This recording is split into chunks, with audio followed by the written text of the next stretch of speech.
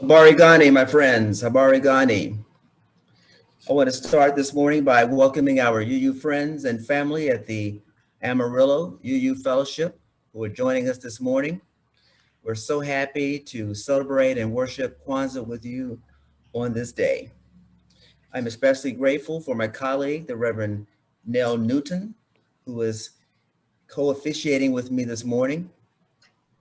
I'll give you a short bio on Reverend Newton, who has served as the minister of the Amarillo UU Fellowship since 2017. Reverend Newton is a graduate of Meadville Lombard Theological School, and she worked previously as a business writer and radio announcer. She and her husband live in an old brick house with a good garden, she says, a flock of chickens, and one sweet dog named Pie. And I am so grateful for her presence this morning. Reverend Nell and I met after I came to Las Cruces. Many of you know that on several times, every once a month during the pastoral care conversation, I usually will leave right at 12 because we have a monthly meeting of our UU colleagues called the West Texas Scatter. And they're really not just West Texas, they include me, they include our colleague from Shreveport, Louisiana. I'm sorry, Baton Rouge, Louisiana. Baton Rouge, Louisiana. So there are about 6 of us, one from Corpus Christi, Central Texas, me, Nell, and from, help me out, Nell. Where's Julie from? Julie Lombard is from West Texas. He's in Midland. Midland, there you go, Midland. And our colleague in Corpus Christi. So I look forward to seeing Nell every month. We have about an hour and 15 minutes that we spend together as a group of UU ministers, kind of hashing out what's going on in our lives and in our ministry. And Nell has been a great blessing for me and for all of us in that meeting, and I'm sure for the Amarillo UU Fellowship. So it is a pleasure to have Reverend Nell Newton and the people of Amarillo with us this morning for Kwanzaa. We're going to do a 2-part sermon. I'm going to do the first part, and Reverend Nell is going to finish with the second part. Well, I first attended a Kwanzaa celebration in 1991. It was held at a friend's home in suburban Atlanta. My late arrival to Kwanzaa reflects my conservative African-American upbringing. My parents considered anything associated with Black power as something to be avoided. Had my parents and my community been more progressive, chances are I would have grown up with Kwanzaa as an annual family celebration at a much earlier age.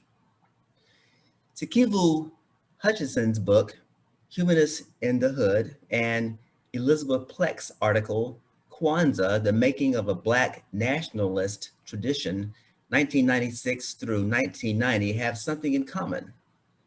Both situate the mid-60s African-American experience in self-empowerment. Theirs is a minority report that should be a majority report. Rooted in Black nationalist thought and theory, Dr. Maulana Karenga founded Kwanzaa, as we heard in the Time for All Ages. Dr. Karenga remains a Black nationalist and professor of Pan-African Studies at California State University at Long Beach. And he was determined to create an African-centric set of principles and rituals divorced from traditional religion.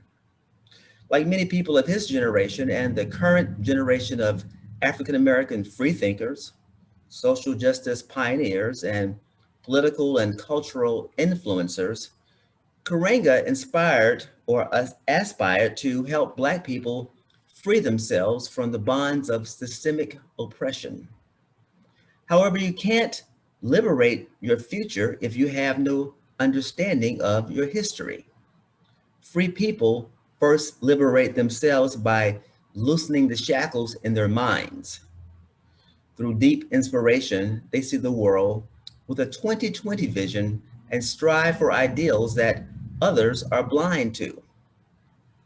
Karanga envisioned rituals based on the earth, grounded in natural elements, versus mystical and biblical teachings that many Blacks subscribe to as facts. By rooting Kwanzaa in the African tradition, to include agriculture, African society, and the collective wisdom within its communities, Kwanzaa arose as an empowerment festival based on the lived experiences of African and African American ancestors. Hutchinson argues we need traditions that respect all people, not those based on patriarchy or denigrating gender.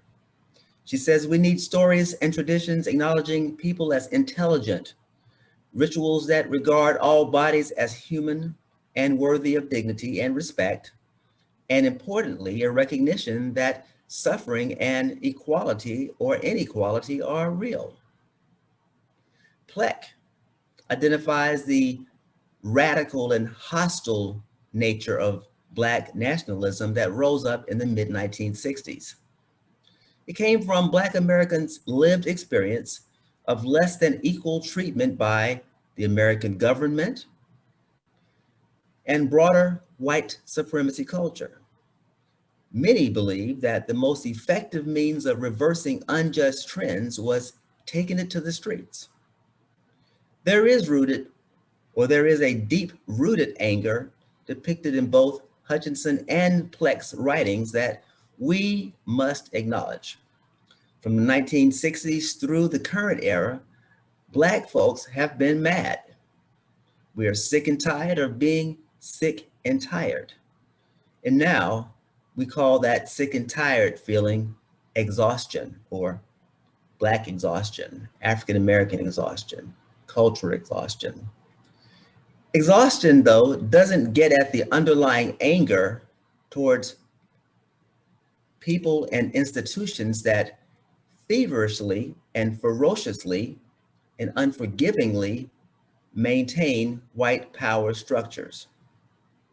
Black anger is righteous, just, and persists through time and space.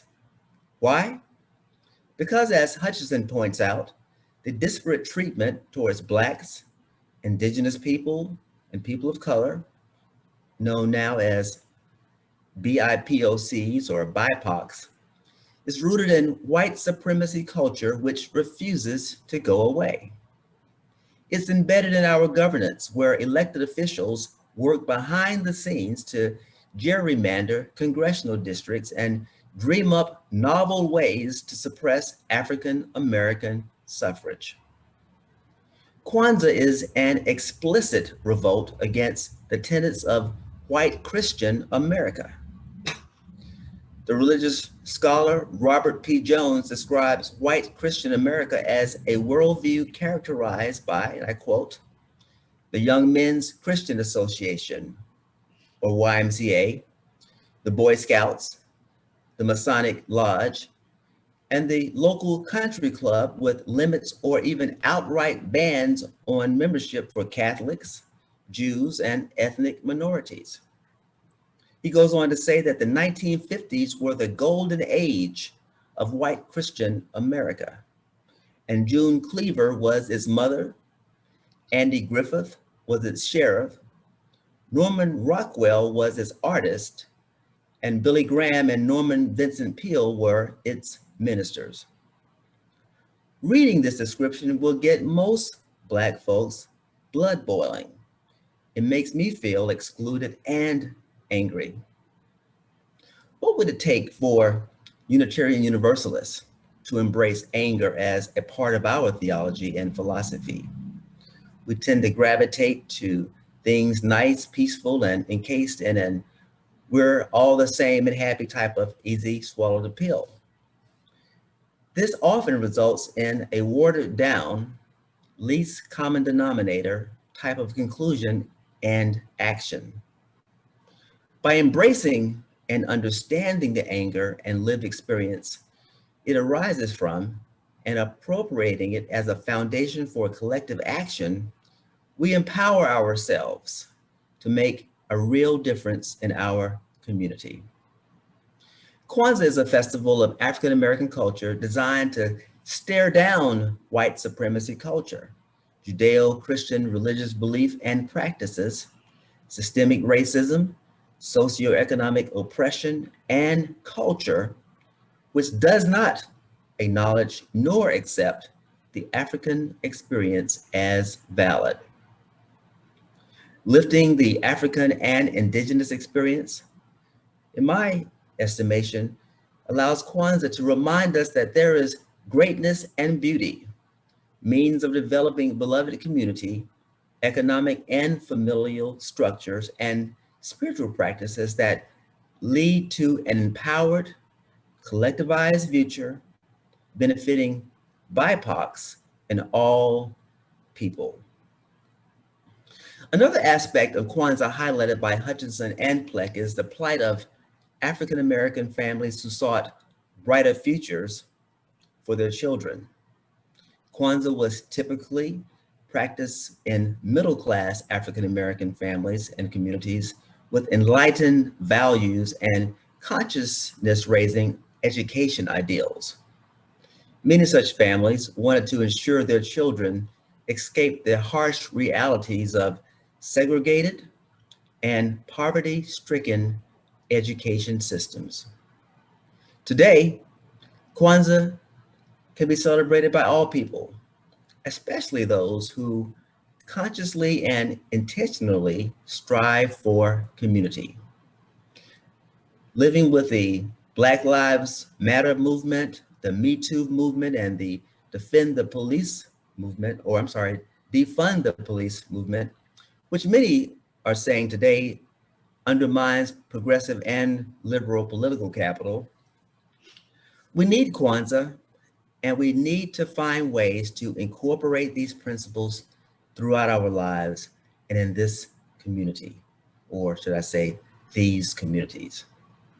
The 7 Kwanzaa principles are umoja, or unity in Swahili, kujichagulia, or self-determination, Ujima, which we celebrate today, which translates into collective work and responsibility, Ujima, or cooperative economics, Nia, which means purpose, Kumba, meaning creativity, and Imani, which translates to faith. I now invite my colleague, Reverend Nell Newton, to help us understand how Kwanzaa must be made real in Unitarian Universalism. Reverend Nell, take it away. Abanigadi. Thank you, Xolani. Okay. Our contemporary Unitarian Universalism has 7 principles, right?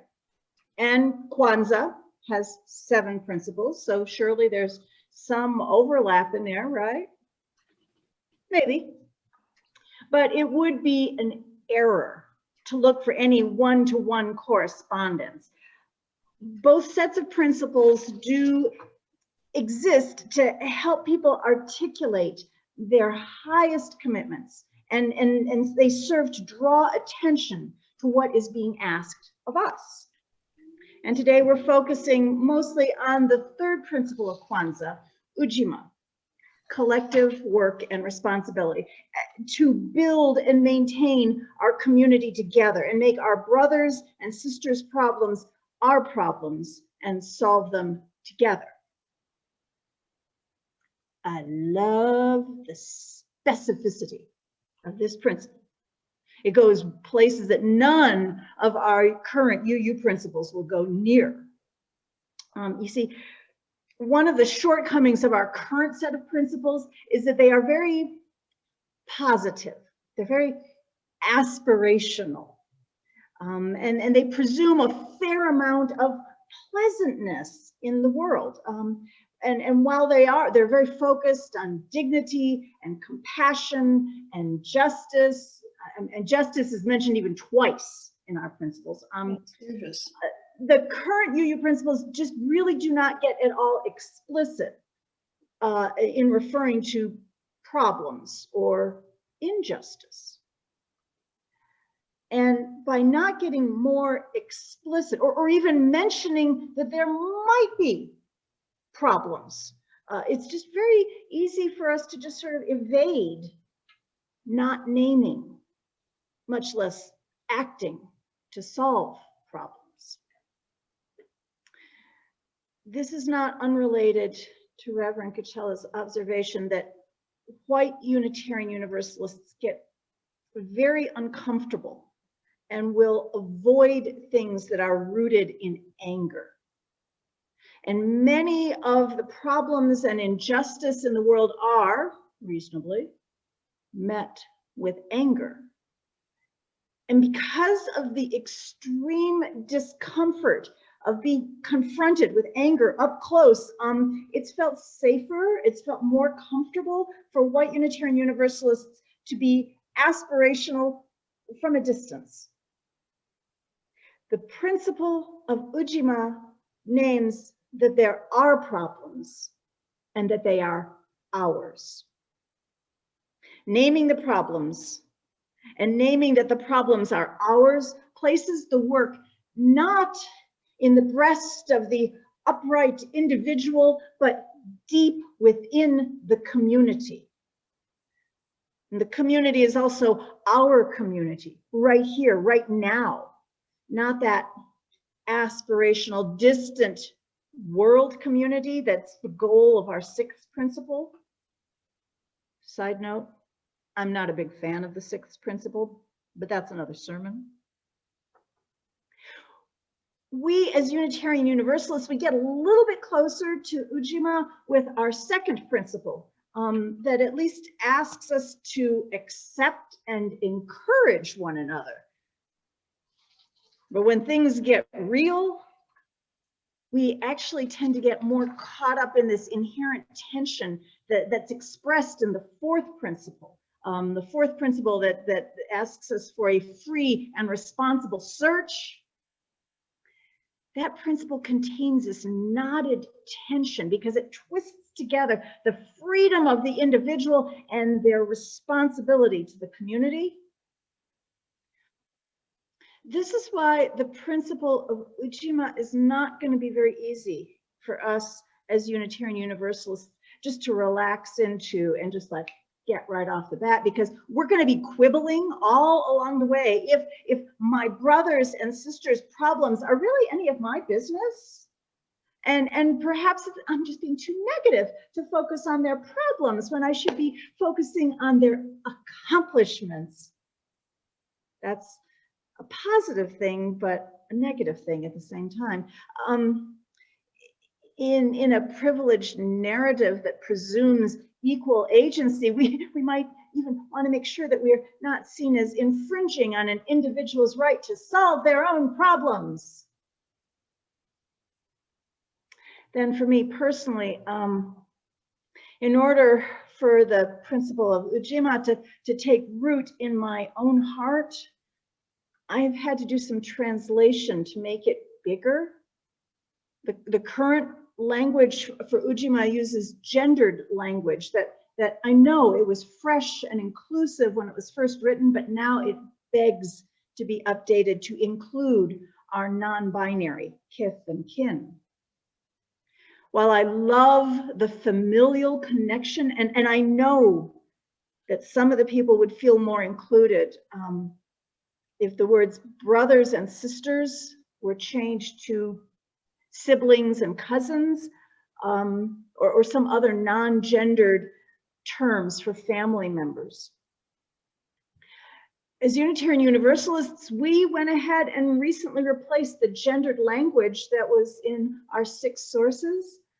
Yes, it took us several years and a couple of votes, but we made the change to answer our call to love and to widen our circle, beginning with our language to include people who were otherwise excluded. But that's my little quibble.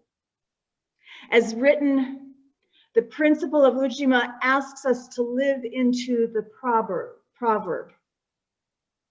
If you want to go fast, you go alone. If you want to go far, you go together. This is what is meant by collective work and responsibility. But I'm not going to fool you. It's messy, it's inefficient, and someone is always going to be holding us back because they can't get their shoes tied fast enough. In every group project, there's always somebody, sometimes me, thinking, oh, just let me do it. I'll get it done faster, and then we can all get along with other things. And that might be true. But then it will have been the work of an individual, not the work of the community. And it will just be that one person's work, one person's perspective, one person's solution to that one person's understanding of the problem, which is okay if it's that one person's problem, but we're talking the community. This is what the Aboriginal activist and artist Lela Watson has to say about this kind of effort. She says, "If you have come here to help me, you are wasting your time. But if you have come because your liberation is bound up with mine, then let us work together." Too often, our Unitarian Universalist congregations have attempted a genteel social activism from a safe distance to help those people over there. Ujima, as a principle, reminds us that our work is to recognize that your liberation and my liberation are knotted together. So lace up your shoes, ask for help if you need it. Draw the circle wider.